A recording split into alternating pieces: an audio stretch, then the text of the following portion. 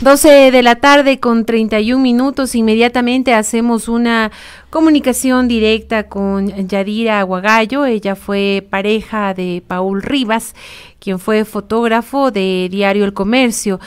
parte del equipo que fue secuestrado y posteriormente asesinado por disidentes de las FARC. Yadira, muy buenas tardes, te saluda Diana Dávila, qué gusto poder contar contigo por este medio para tener una entrevista acerca de lo que fue el informe que se dio a conocer en la Comisión Interamericana de Derechos Humanos sobre lo que fue el asesinato del equipo periodístico de Diario El Comercio. Estimada Diana, muchas gracias a ustedes y una buena tarde. Quisiera que por favor nos puedas comentar en primer lugar qué ha sido para ustedes, qué ha significado, ha representado el informe que se presentó en este organismo internacional. Bueno, ha sido un camino bastante largo de recorrer. Recordemos que actualmente han pasado ya 1 año y 9 meses desde que ocurrieran los hechos del secuestro y asesinato, y aquí es importante decir que en aquel momento oportunamente la Comisión Interamericana de Derechos Humanos otorgó medidas cautelares a favor de Paul, Javier y Efraín en los 2 países, en Ecuador y Colombia,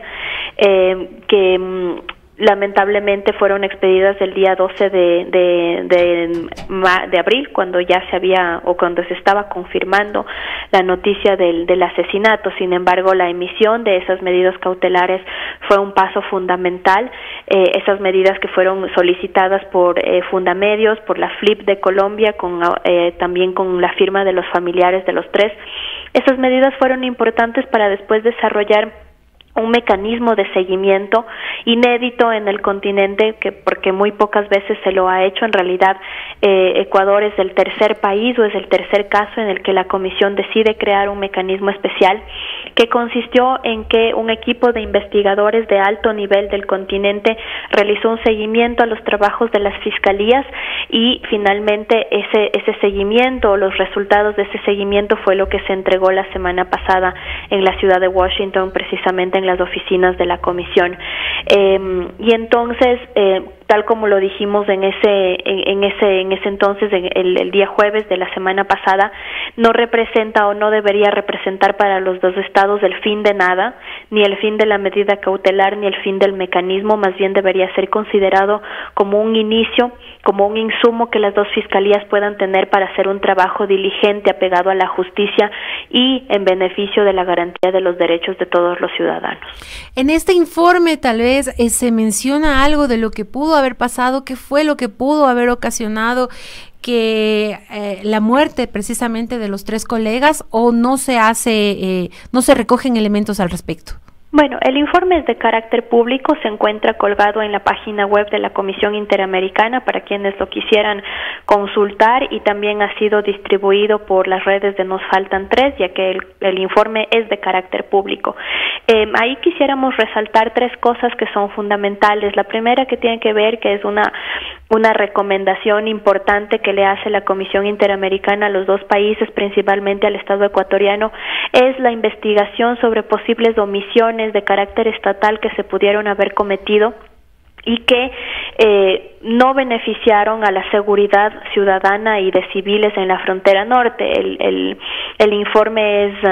es contundente al decir que la descoordinación entre las instancias policiales y militares pudo haber tenido que ver precisamente con el cometimiento del secuestro. Los analistas que participaron en la elaboración de este informe, después de realizar un análisis exhaustivo sobre la información y sobre la zona misma de la frontera norte, dan cuenta de que aun cuando se poseía información importante sobre las actividades delictivas del grupo Oliver Sinisterra, ni policías ni fuerzas armadas estaban coordinadas ni compartían información entre ellos para detener una amenaza tan fuerte y tan importante como la que se estaba registrando en la frontera norte. De ahí que la CIDH le recomienda principalmente al Estado ecuatoriano que pueda analizar esas posibles omisiones, y digamos, esto para nosotros resulta una conclusión importante, porque durante todo este tiempo lo que se ha estado solicitando es precisamente que se analicen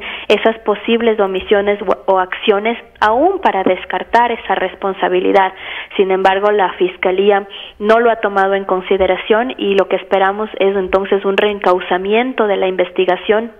que acoja precisamente esa conclusión. Lo segundo, y que es otra cosa importante, hace un año exactamente, cuando tuvimos una audiencia pública en la misma comisión, el Estado ecuatoriano, por medio de la Procuraduría, llegó con un discurso en el que se decía que Ecuador no tenía responsabilidad sobre la investigación porque los hechos habrían ocurrido en Colombia,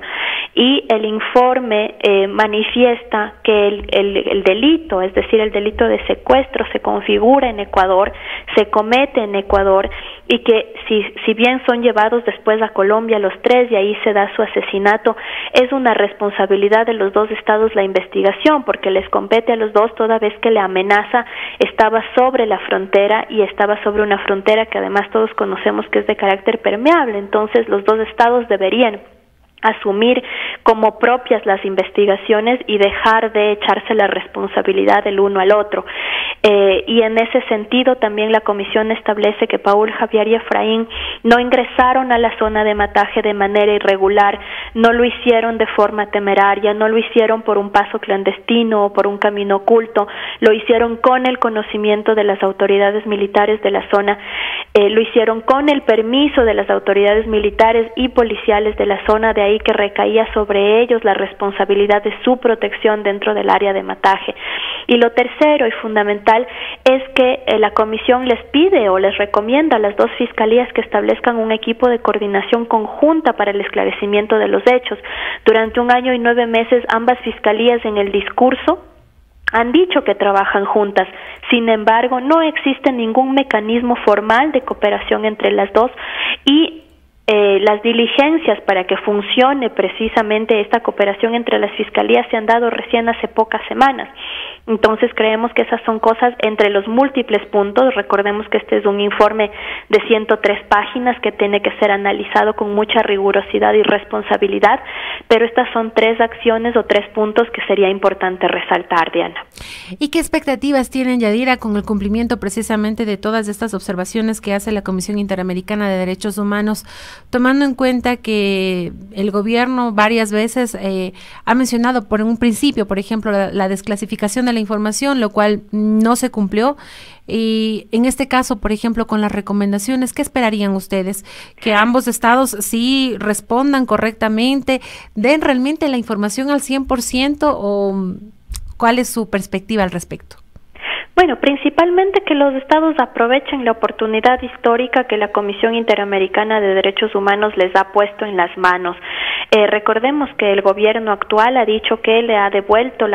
que el gobierno actual ha dicho que ha puesto nuevamente su confianza en los organismos internacionales, que nuevamente rescata el valor de la comisión. Entonces, digamos, en aras de ese mismo discurso, lo que esperamos es que tanto el Estado ecuatoriano como el Estado colombiano acojan esas recomendaciones y aprovechen este insumo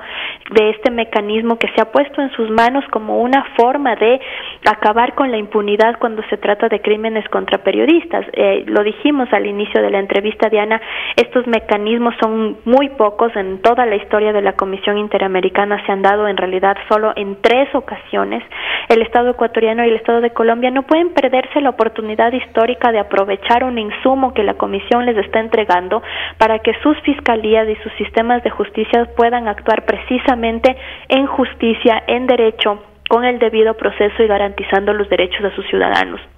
Nos llena de muchísima esperanza lo que las palabras de la presidenta de la comisión, quien fue la encargada de hacer la entrega del informe el día jueves, cuando mencionó que para la comisión este caso no queda concluido con la emisión del informe, que la comisión de ninguna manera ha pensado quitar sus ojos y su observación sobre el caso de Nos Faltan 3, y que más bien la comisión va a continuar vigilante de este proceso y de la implementación de estas medidas que les corresponde ya ahora a los estados. Nosotros ya de manera formal. En los siguientes días estamos solicitando que las medidas cautelares que dieron paso a este mecanismo se mantengan dentro de la comisión, tomando la palabra precisamente de la presidenta de la comisión, y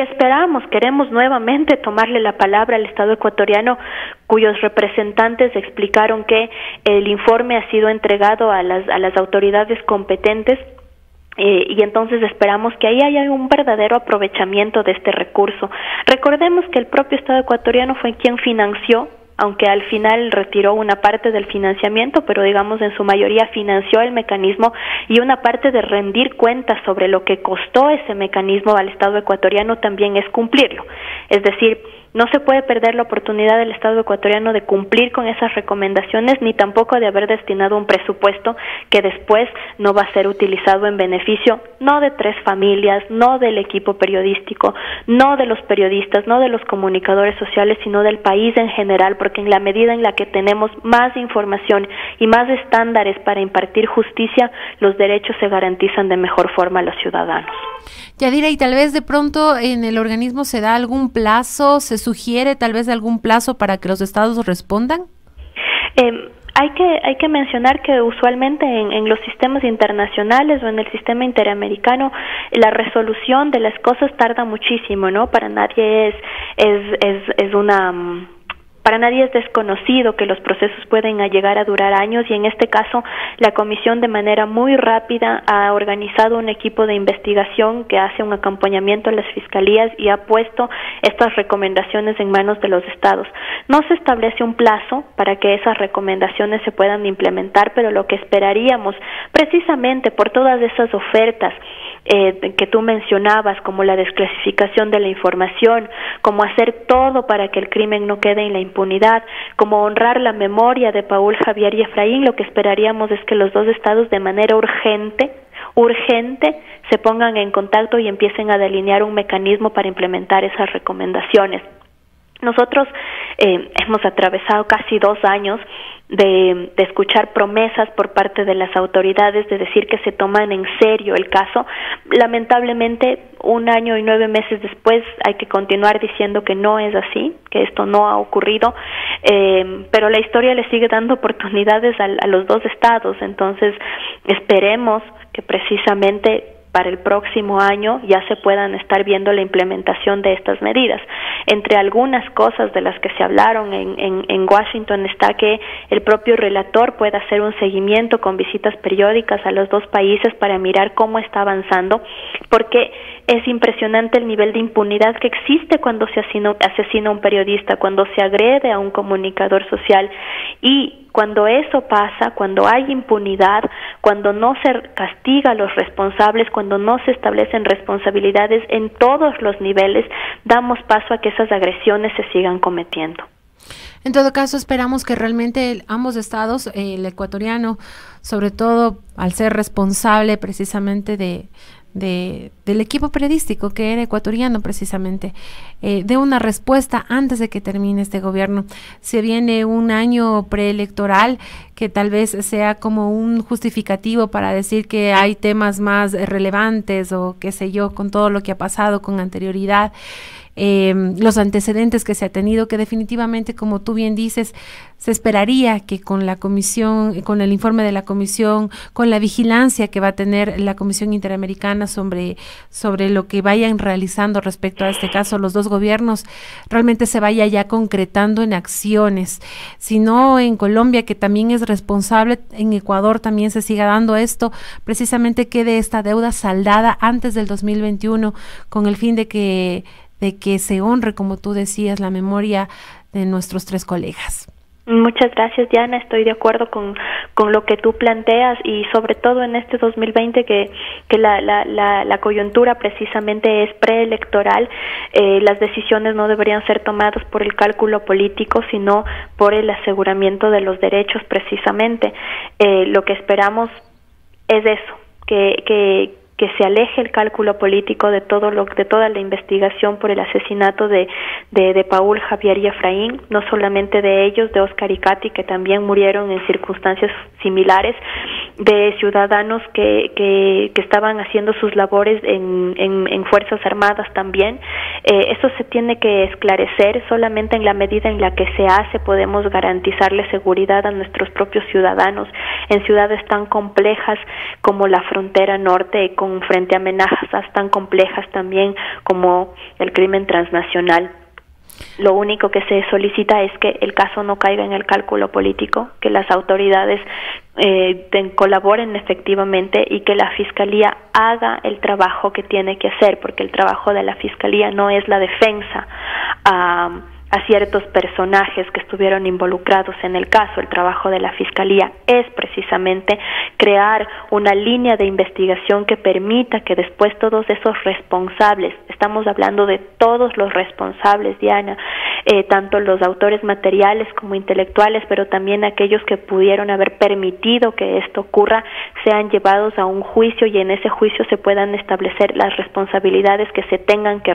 establecer, como una forma de marcar antecedentes, como una forma de marcar un precedente importante para el país de que la Fiscalía efectivamente está cumpliendo con su trabajo. Y eso fue efectivamente también lo que decía Ricardo Rivas en una entrevista pasada, que espera que no solo se den con los responsables materiales como sucedió y que se diga que el caso está cerrado con la muerte de alias Guacho, sino que también sea con las cabezas que no son visibles, con aquellas que tal vez quieren ocultarse por algún tema que él denunciaba que puede haber detrás, un tema de narcotráfico y tráfico de armas, y que tal vez por eso no se esté realmente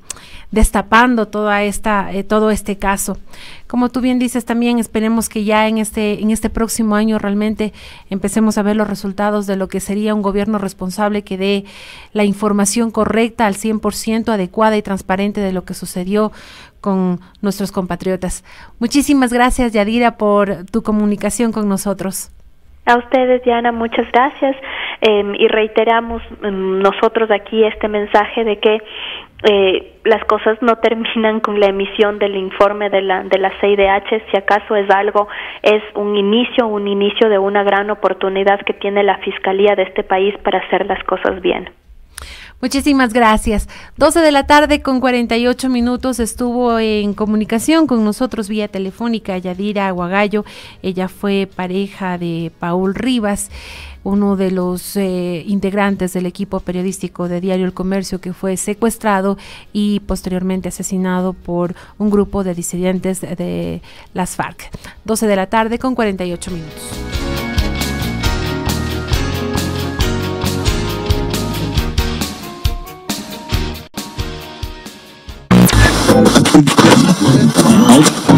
¿Buscas tu mejor frecuencia? Pichincha Universal. Estás en Frecuencia Política. Soy Pavel Muñoz y te invito a que escuches Frecuencia Política por la señal de Radio Pichincha Universal los días lunes a las 4 de la tarde.